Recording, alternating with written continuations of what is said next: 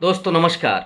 आज पार्लियामेंट में राहुल गांधी की बेहद धारदार और तीखी बहस देखने को मिली।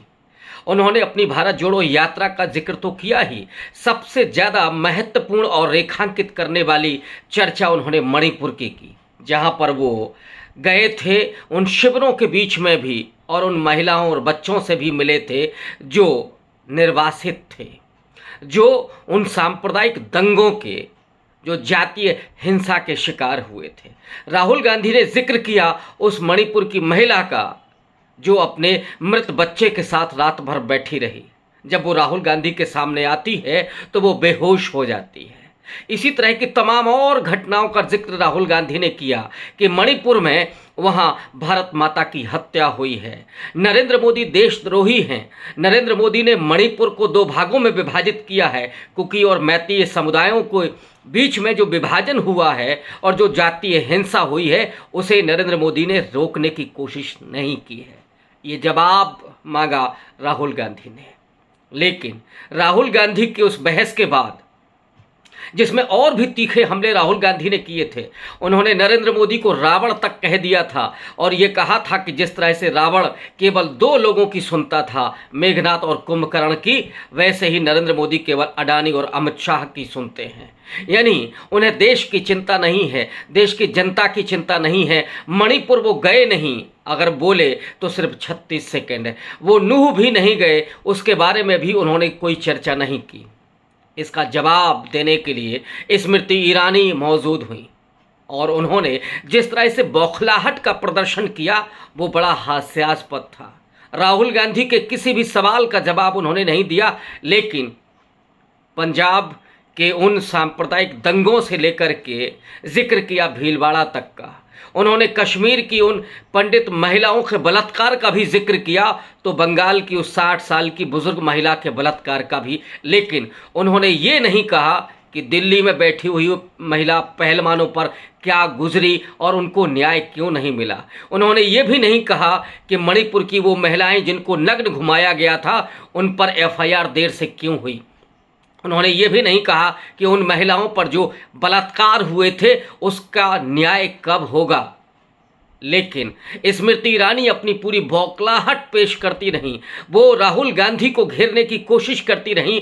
राहुल गांधी पर उन्होंने लांछन लगाया कि वे फ्लाइंग किस कर रहे थे महिला सांसदों की तरफ, जबकि सच्चाई ये है, इसको कई लोगों ने, खुद उनकी सांसद हेमा मालिनी ने भी कहा है कि उन्होंने राहुल गांधी को फ्लाइंग किस देते हुए नहीं देखा था।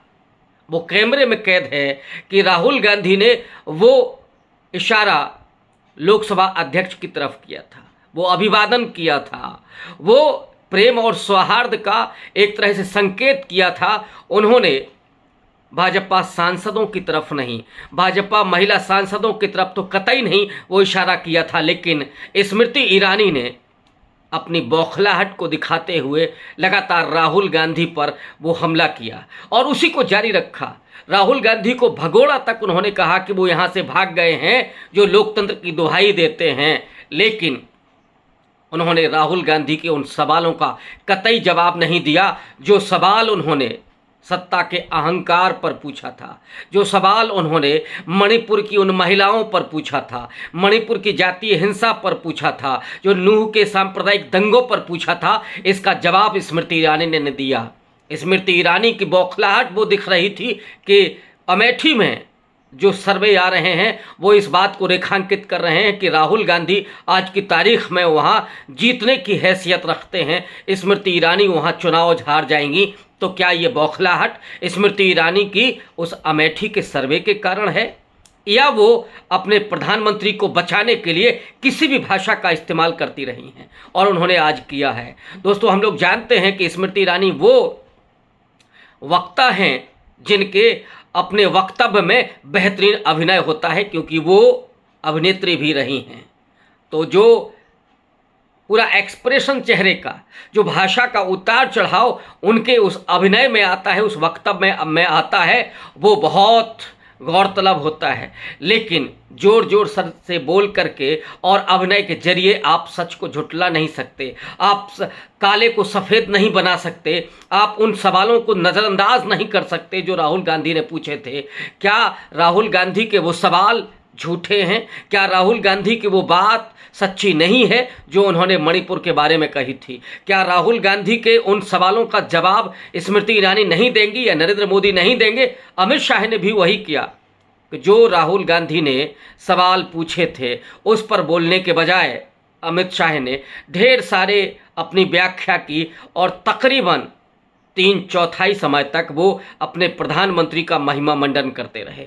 उसी तरह से स्मृति ईरानी ने अपने पूरे सरकार का और इसके पहले के दंगों का जिक्र किया, वो बलात्कारों का जिक्र किया, लेकिन उन्होंने गोधराम के बाद जो दंगे हुए थे गुजरात में, उसमें जो महिलाओं के बलात्कार हुए थे उसका कोई जिक्र नहीं किया।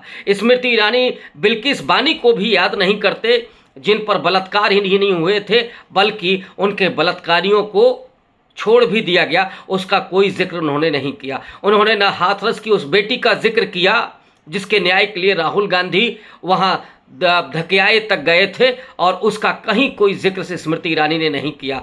स्मृति ईरानी ने उन किसानों का भी जिक्र नहीं किया जो लगातार दिल्ली की सरहदों पर बैठे रहे और 750 से ज़्यादा किसानों की शहादत हो गई, और उसमें तमाम महिलाओं ने भी शामिल होकर के उस आंदोलन को आगे बढ़ाया था, लेकिन उन महिलाओं पर भी तमाम लांछन लगाए गए थे। स्मृति ईरानी आज उनके पक्ष में भी नहीं खड़ी हुई। उनका पूरा भाषण बेहद अभिनय से भरा हुआ, राहुल गांधी को घेरते हुए, राहुल गांधी पर लांछन लगाते हुए और उनके सवालों को बिना लिए ही समाप्त हो गया।